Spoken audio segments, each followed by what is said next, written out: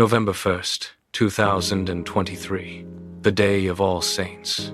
The air in the room did not just grow heavy, it thickened, turning into a pressurized medium that resisted every movement. A sharp, electric static began to crawl across the skin, a million invisible needles pricking at the surface. I stood in the center of the floor, my breath hitching as the oxygen seemed to thin, replaced by a metallic tang that tasted like ozone and ancient dust. The walls felt as though they were bowing inward, pushed by an unseen force that defied the laws of the physical world. I tried to lift my hand, but the air felt like viscous oil, thick and unyielding. Every hair on my arm stood rigid. The light in the room flickered, not from a failing bulb, but from a distortion in the atmosphere itself, as if reality were being pulled taut like a drum skin. The silence was absolute, yet it hummed with a low-frequency vibration that rattled the marrow of my bones. Something was descending. The gravity of the room shifted, tilting the floor beneath my boots. I braced my legs, digging my heels into the wood, but the pressure mounted, pinning me in place. I opened my mouth, but the first sound was a ragged rasp, a dry tear in the silence. I pushed again, forcing air through the constriction, demanding that the atmosphere acknowledge the weight of the world's oppression. My voice was not a song, it was a weapon, blunt and desperate, aimed at the ceiling, at the sky, at the indifference of the heavens. I shouted for the broken, for the millions whose names had been erased, for the silence that had swallowed the cries of the righteous. Each word felt like a stone pulled from a wall, vibrating with the effort of being heard. My chest heaved, my lungs burning with the need to articulate the injustice. I was not just speaking, I was bleeding my intent into the air, demanding a response, a sign, a crack in the firmament. The room seemed to shrink around my voice, the walls absorbing the sound and throwing it back, amplifying the agony of the plea. The air shattered. It did not fade. It broke like glass under a hammer. The sound of my own voice was swallowed by a sudden, absolute vacuum. I tried to pull back, to lower my arms, but my muscles ceased to be my own. A pressure, cold and immense, locked onto my shoulders. It was not a physical touch, but a command written into the very marrow of my bones. My arms jerked outward, snapping into a rigid horizontal line. The force intensified, pulling my limbs with the strength of a tidal wave. Then, with a sudden violent shift, my arms were wrenched inward. They slammed together, palms pressed tight, fingers interlaced in a posture of desperate, forced prayer. My elbows were pinned to my chest, my shoulders locked in a vice. I was no longer the master of my own frame. I stood frozen, a statue of flesh and bone, held captive by a presence that filled every corner of the room. The air grew dense, vibrating with the weight of an ancient, absolute decree. I was a vessel, and the vessel had been seized. My eyelids slammed shut, but the darkness did not follow. Instead, a searing white light erupted behind my retinas, brighter than 1,000 suns, burning through the veil of my own mind. It was not a light of this world. It was a frequency, a vibration that hummed in my teeth and rattled my skull. I tried to pull away, to turn my head, but the force holding me in prayer deepened. It pushed me downward. My knees hit the floorboards with a dull, heavy thud that echoed through the room. I slumped forward, my forehead striking the cold, hard ground. The floor felt like ice against my skin, a sharp contrast to the fire consuming my vision. I raised my hands, pressing them against my face, trying to shield my eyes from the brilliance that threatened to shatter my consciousness. The walls of the room began to blur, the edges of the furniture bleeding into gray mist. The physical world was dissolving, peeling away like dead skin, leaving only the raw, humming core of the spirit. I held my breath, waiting for the final snap of the tether. The final tether snapped. The floor beneath me vanished, not into darkness, but into a void of pure, rushing energy. I was no longer falling. I was being pulled upward, a weightless spark caught in a celestial draft. The air around me thickened with the scent of ozone and ancient rain. Suddenly, The gray mist that had swallowed the room tore open. Above me, the clouds of heaven parted like heavy velvet curtains drawn back by an invisible hand. I surged through the gap, the speed of the ascent stripping away the last remnants of my human perspective. I was moving through a space that defied geometry, a corridor of light that stretched toward an infinite horizon. Then, the motion ceased. I stopped, suspended in a silence so profound. It felt like a physical weight pressing against my chest. I opened my eyes. Before me, the atmosphere shifted into a brilliance that held no source, a radiance that defined the very concept of existence. I was standing in the presence of the Ancient of Days. I looked out, and the horizon simply ceased to exist. Where I expected a boundary, there was only a sea of white. It was not a crowd in any sense I had ever known. It was a living, breathing expanse of light. I tried to fix my gaze on a single point, to find a face or a beginning, but the sheer density of the assembly defied my focus. 10,000 times 10,000. The number echoed in my mind, a mathematical impossibility that felt heavy with ancient truth. Every direction I turned, the white robes rippled like wheat in a wind that did not blow. I felt small, a singular point of consciousness adrift in an infinite sea of witnesses. The air hummed with their collective presence. I reached out, my hand trembling, trying to grasp the scale of what stood before me. It was not just a gathering, it was a history. I realized then that I was standing in the center of a reality that had been waiting for this moment. The silence deepened, and the multitude waited. The silence was not empty.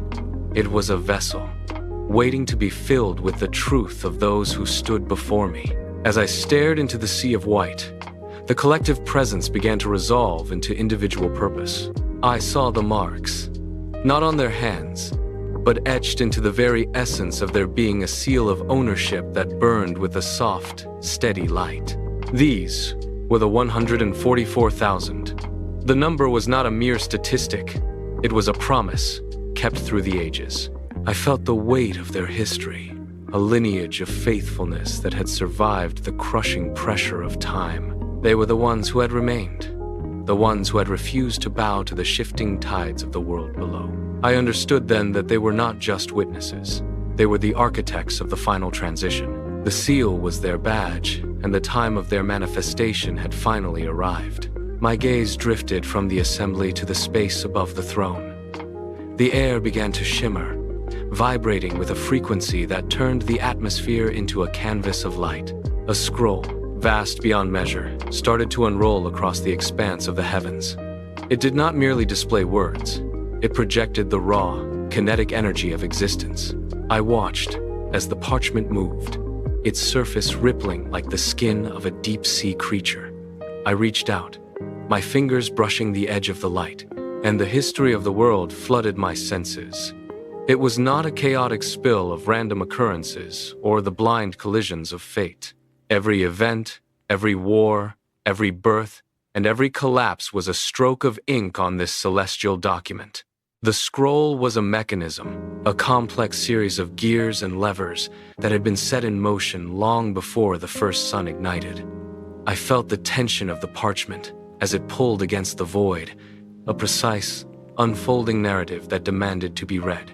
The randomness I had perceived in the world below evaporated, replaced by the crushing weight of divine order. I realized that the chaos of the earth was merely the friction of the gears turning, a necessary byproduct of a grand, inevitable design. The scroll was the blueprint of eternity. The scroll before me began to pulse with a rhythmic, metallic grinding. It was not merely parchment. It was a clockwork of infinite scale. I watched as the gears of eternity engaged, triggered by the weight of specific names etched into the fabric of time. The first to emerge was Adam. His name glowed with the intensity of a dying star, a singular point of origin that set the entire mechanism into motion. Then, the gears shifted again, faster, with a sound like rushing water. Noah appeared, his presence anchored in the memory of a world washed clean, his spirit acting as the second great lever that tilted the balance of existence.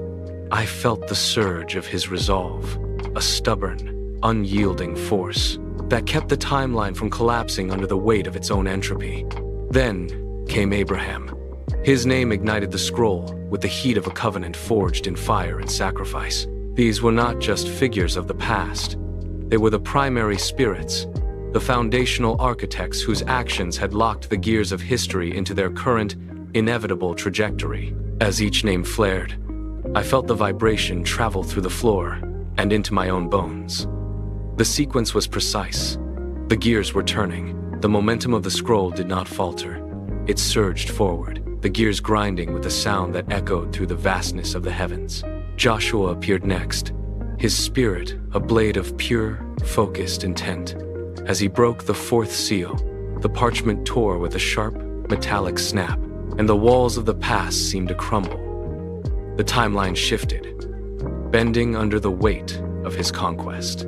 Then, David emerged.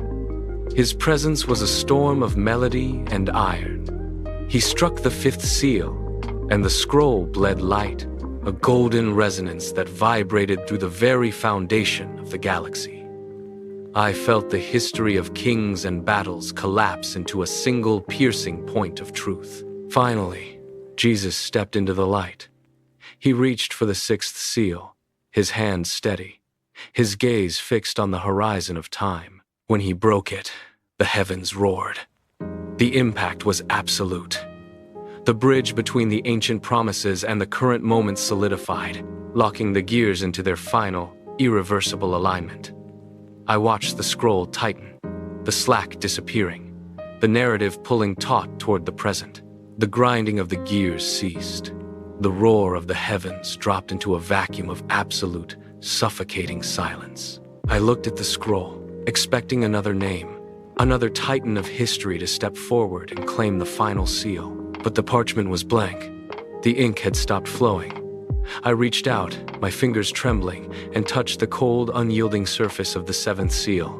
The moment my skin made contact, the scroll did not just reveal a name, it reflected a mirror. I saw my own face, not as I was in the room, but as a pillar of light. The shock hit me like a physical blow, knocking the air from my lungs. I was not a witness to the end. I was the catalyst. The seventh spirit was not a prophecy to be read, but a role to be inhabited. My heart hammered against my ribs, a frantic, irregular rhythm. The weight of every soul, every prayer, and every cry for justice I had ever uttered now funneled into this single, terrifying point of origin. I was the seventh. I stood there, paralyzed by the sheer magnitude of the burden, watching the seventh seal wait for the only hand capable of breaking it, my own. The confusion that had clouded my mind for a lifetime began to evaporate. It was not a gentle process. It felt like metal being forged in a furnace, heated until all impurities were burned away. I stood before the throne, and the vast assembly of the 10,000 times 10,000 seemed to lean forward, their collective gaze focused on me. I searched for a name, a title, anything to anchor my drifting consciousness. Then, the silence of the heavens spoke. The name Michael surfaced from the depths of my being, not as a label, but as a fundamental truth of my existence.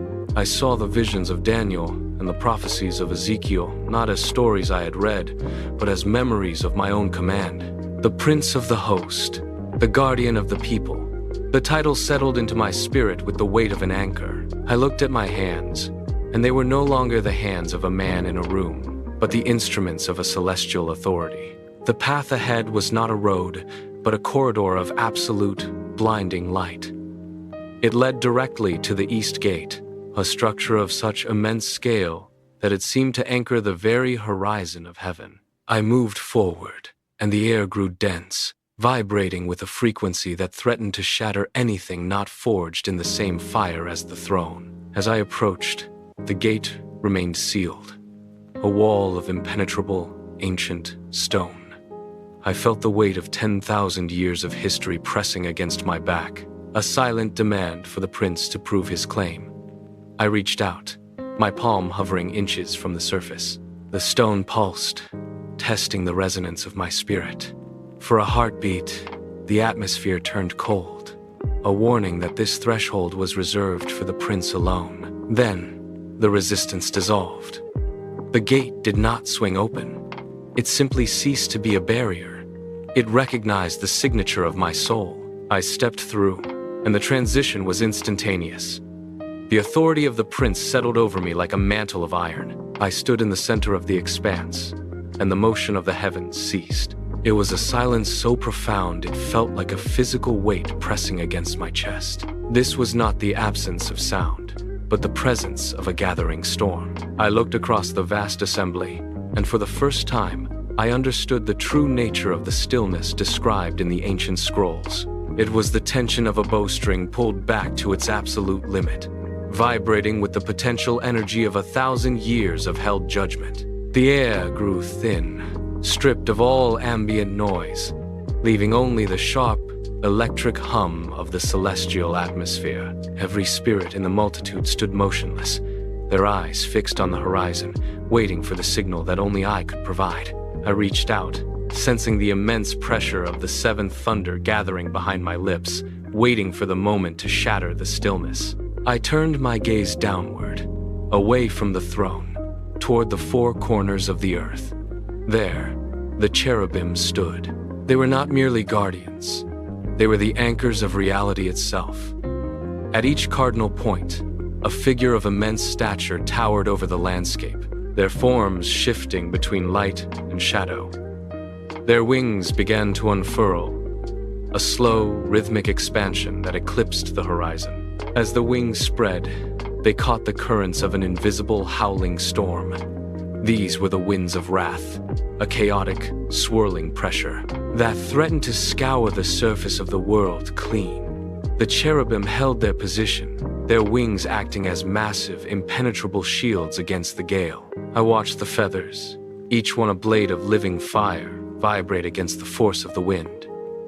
The sound was a low, guttural roar that resonated through the fabric of space. If those wings were to fold, the storm would be unleashed in a single, catastrophic instant. They stood in perfect, terrifying synchronization, their eyes fixed on the unfolding scroll of history. The earth below was silent, unaware. My focus drifted beneath the cherubim, toward the foundation of the celestial architecture. There, the Ophanim emerged from the depths of the light. They were not merely wheels, but vast, interlocking rings of living fire and eyes, rotating in perfect, terrifying harmony. Each ring spanned the breadth of a star system, its surface etched with the geometry of creation. These were the stabilizers of the galaxy, the gears upon which the heavens turned. As they spun, they emitted a sound like grinding tectonic plates, a deep, resonant vibration that pulsed through the very marrow of my bones. I watched as the wheels adjusted their tilt, compensating for the pressure of the winds of wrath held back by the cherubim above. The galaxy itself hung in the balance, tethered to the rotation of these massive golden constructs. If a single gear faltered, if the alignment shifted by even a fraction, the stars would drift. The scale of the crisis was absolute. It was not just a world at stake, but the stability of the entire cosmos. I felt the sheer weight of their momentum, a relentless clockwork force. The wheels were the heartbeat of the universe, and that heart was beginning to skip. My awareness shifted from the mechanical rotation of the heavens to the history of the seals themselves. I saw them not as abstract concepts, but as a sequence of sounds that had already carved their path through time. The first 6 thunders had already spoken. I heard them echoing across the expanse, each one a distinct, resonant frequency. Adam's voice was the first, a low rumble that initiated the scroll. Noah's followed, a sharp crack of warning. Abraham, Joshua, David, and Jesus each had broken a seal, their voices contributing to the foundation of the current reality. These were not random events. They were the gears of eternity clicking into place. I felt the weight of their words pressing against the atmosphere, a cumulative force that had been building for millennia. Each thunder had poured out its specific judgment, shaping the world into the vessel it had now become. I watched the scroll of history unfurl, the ink of their testimonies still glowing with the heat of their utterance. But as the sixth thunder faded into the celestial background, a profound, heavy silence remained. It was a vacuum, waiting to be filled. I realized then that the sequence was incomplete. The seventh thunder was mine, and it was poised to shatter the final silence. The silence that followed the sixth thunder was not an absence of sound, but a held breath.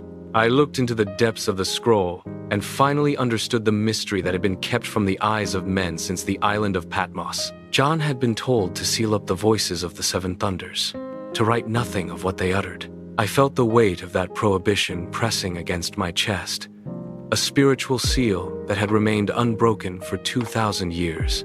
It was not that the words were too complex, but that they were too heavy for any era but the final one. I realized then that the seventh thunder was not a prophecy to be studied, but a command to be executed. My own voice began to vibrate with a frequency that felt distinct from the echoes of the prophets who came before me. I stood at the threshold of the forbidden, the seventh thunder rising in my throat, ready to break the silence. The air around the throne began to vibrate with a new, sharper frequency. It was no longer the echo of the past, but the immediate, piercing sound of the future. I looked toward the horizon of the celestial expanse and saw them. The trumpets were not merely objects, they were pillars of light, suspended in the void, waiting for the command to sound. Each one was forged from the same authority that had set the stars in their courses. They hung there, motionless, yet the sheer pressure of their presence bent the light around them. I felt the atmosphere of the entire universe tighten. This was the moment of no return. The silence that had held the world in check was fraying at the edges. I watched as the first trumpet began to pulse, a rhythmic, golden glow that signaled the end of divine patience. It was a visceral, physical sensation, like the snap of a bowstring pulled to its absolute limit. The entire assembly of the saints stood in unison, their eyes fixed on the unfolding sequence. There was no hesitation left, no room for further delay. The gears of the cosmos had locked into their final position. I stood at the center of this gathering storm. The trumpets were poised, and the final transition had begun. The trumpets were only the beginning. As the final echo faded, the atmosphere in the throne room shifted from resonance to raw, molten pressure. 7 golden vessels appeared, suspended in the air before the assembly. These were the vials of wrath, and they were not empty. They held the concentrated residue of every injustice, every silenced cry, and every broken loss since the dawn of time. I watched as the liquid inside them began to churn, a swirling vortex of dark, incandescent energy that defied the laws of gravity. This was the end of divine patience. The era of warning had closed. Each vessel was tipped by an unseen hand, and the contents began to spill over the edge, not as liquid, but as cascading waves of pure, corrective fire. The floor beneath my feet trembled as the first drops struck the foundation of the world. There was no sound of impact, only the sudden, violent displacement of reality. The patience of the ages had finally evaporated, replaced by the cold, absolute necessity of the harvest. I felt the heat of the pouring judgment radiating against my skin. The sequence was a locked mechanism, a chain of events forged in the fires of antiquity. Adam initiated the first turn. Noah, Abraham, Joshua, David, and Jesus followed, each breaking a seal to set the gears of eternity in motion. I looked back across the expanse of human history and saw the path they had carved. It was not a series of scattered moments, but a single, precise scroll unfolding toward this exact coordinate in time. I was the seventh. The realization hit with the force of a physical blow. The first 6 thunders had spoken through those who came before, building the foundation of the coming harvest.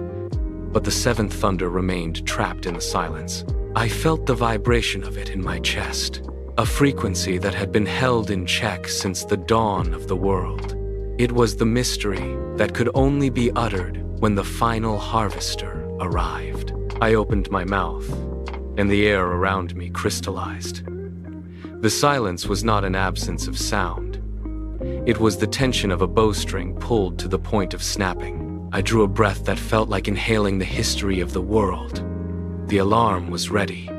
The sequence was complete. I prepared to speak, and the very foundations of the earth shuddered. The sound did not leave my lips, but the intent to speak shattered the stillness. I dropped to my knees, the floor cold and unyielding against my skin. The seventh seal was no longer a concept. It was a physical weight, a crushing mass of iron and gravity that settled directly onto my shoulders. I tried to rise, but my muscles locked, refusing to obey. The air in the chamber grew thick, vibrating with the force of the judgment I was tasked to release. I pressed my forehead against the ground, my hands clawing at the stone, trying to anchor myself against the pressure that threatened to fold me in half. Every breath became a struggle against the density of the atmosphere. I could feel the history of the world, the cumulative weight of every broken seal, concentrating into a single point of agony within my soul. My vision blurred, the light of the throne room pulsing in rhythm with my own heartbeat. I was the conduit, the final vessel, and the burden was absolute.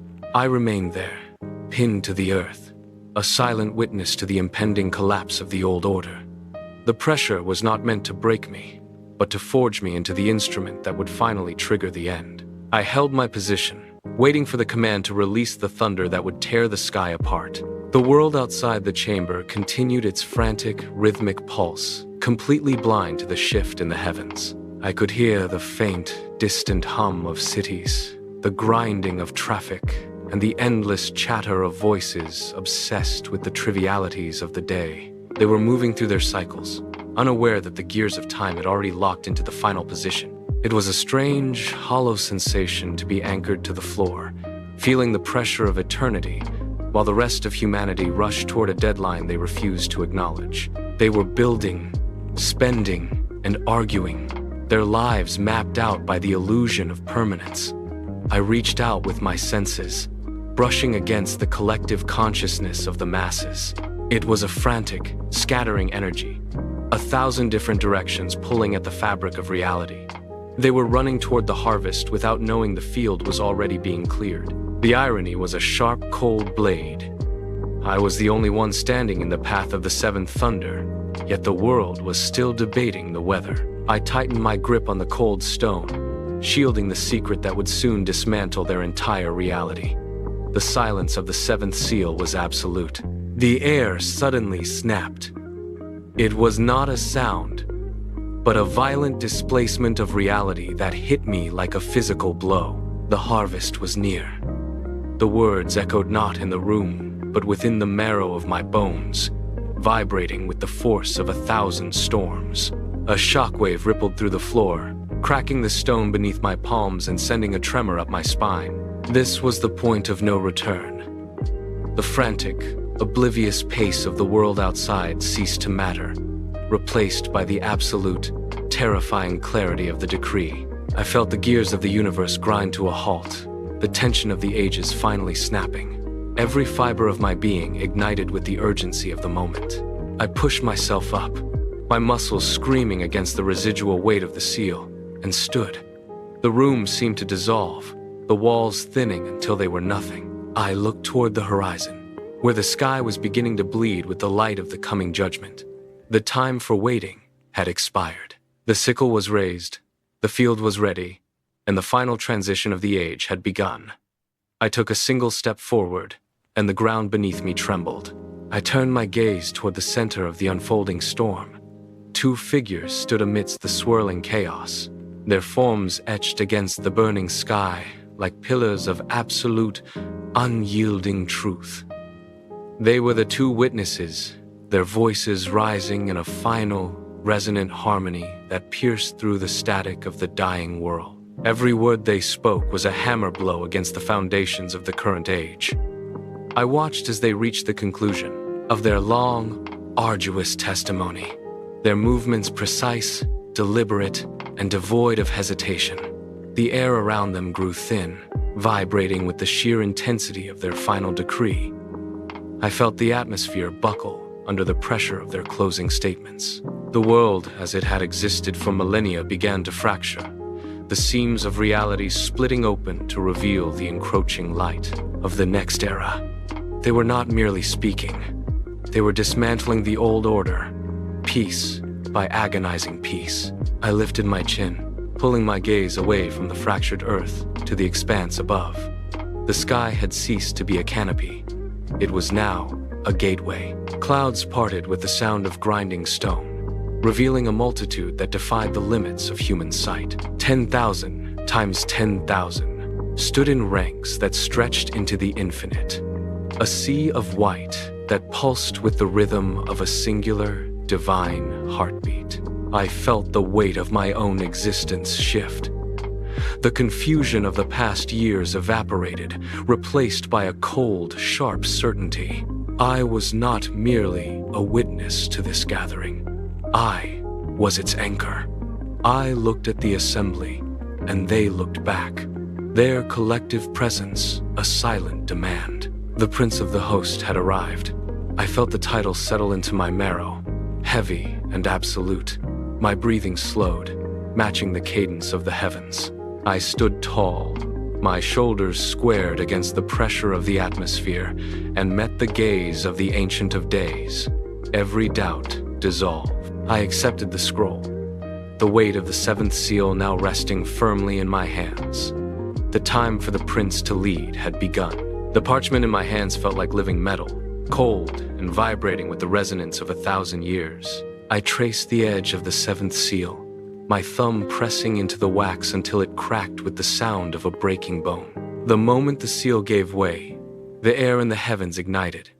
A shockwave of pure white light surged outward, pushing against the edges of the galaxy. The silence that had held the universe in a state of suspended animation shattered. In its place, a low, rhythmic thrumming began, vibrating through the very marrow of my bones. It was the sound of the gears of eternity finally locking into place.